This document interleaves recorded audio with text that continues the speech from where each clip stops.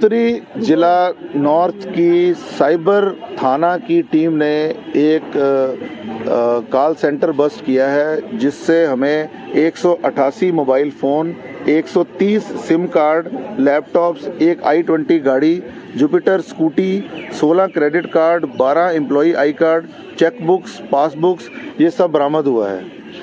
ये कंप्लेंट एक हमारे क्षेत्र के बुराड़ी थाना के इलाके के एक कंप्लेनेंट हैं, जिन्होंने नेशनल जो साइबर क्राइम पोर्टल है उस पर कंप्लेंट डाली कि उनका 14 लाख रुपए का धोखाधड़ी से पैसा किसी ने ले लिया है, जो कि एक नकली कॉल सेंटर और नकली इंश्योरेंस के लोन के एवज में इसको ठगा है।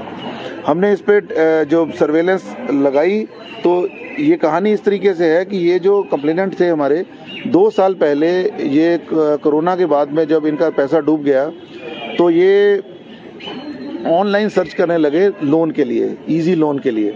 उसी में ये किसी जो हमारे आरोपी हैं, इन्होंने इनको टच किया और इन्होंने इनको पहले 5 लाख रुपए के लोन के लिए इनसे इंश्योरेंस पॉलिसी कराई और इनको लोन दिया।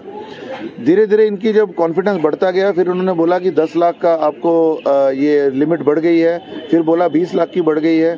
एक टाइम आया जब इनको लगा कि ये मुझे धोखा दे रहे हैं, तो उस फ़ोन के बजाय दूसरे फ़ोन से इनको फ़ोन आया कि ये हमारा एम्प्लॉई था, वो धोखेधड़ी वाला था, लेकिन आपका जो लिमिट है 50 लाख हो गई है और आपको हम दे रहे हैं।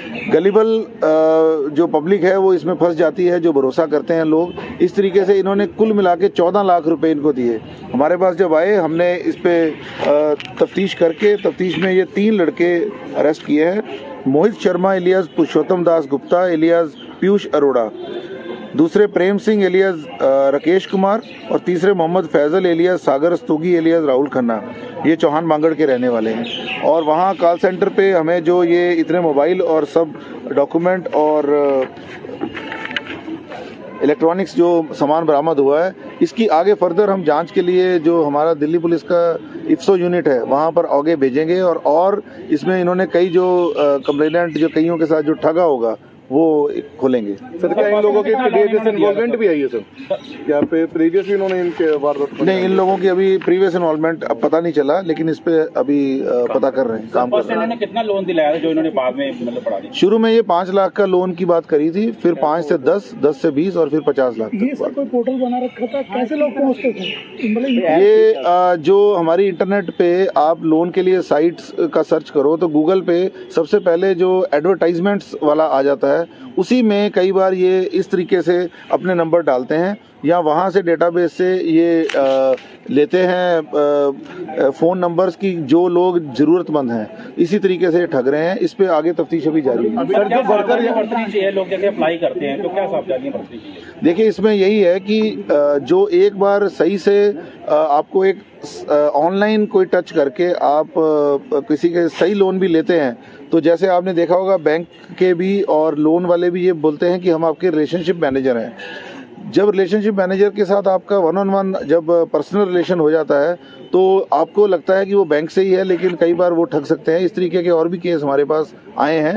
तो सावधानी यही बरतनी चाहिए कि जब भी आपने लोन लेना है या जब भी आपको इंश्योरेंस पॉलिसी लेनी है तो एक फिजिकली जाके ब्रांच पे जाके करिए। ऑनलाइन इस तरीके की ट्रांजैक्शन से ये अवॉइड ही करें। सर, 188 फोन मिले हैं सर। अभी हमारा एक ही कंप्लेनेंट है, हम आगे तफ्तीश में देखेंगे। हमने 188 फोन जो लिए हैं, इससे पता चलेगा। और सर, जो वर्कर यहाँ पर काम कर रहे थे, क्या वो अवेयर थे इस बारे में कि इस तरह की धोखाधड़ी हो रही है? क्या उनसे भी इंटरोगेशन की गई इस मामले में? उन पे आगे चलेगा। अभी हमने फोन लिया है, जिसका रोल आएगा उसके चलते उनकी कॉल सेंटर कहाँ पे चला रहे थे सर? ये कॉल सेंटर नोएडा में है, सेक्टर 61 में चला रहे हैं। इसके अलावा भी कहीं और चल रहा है सर? नहीं, अभी तक नहीं।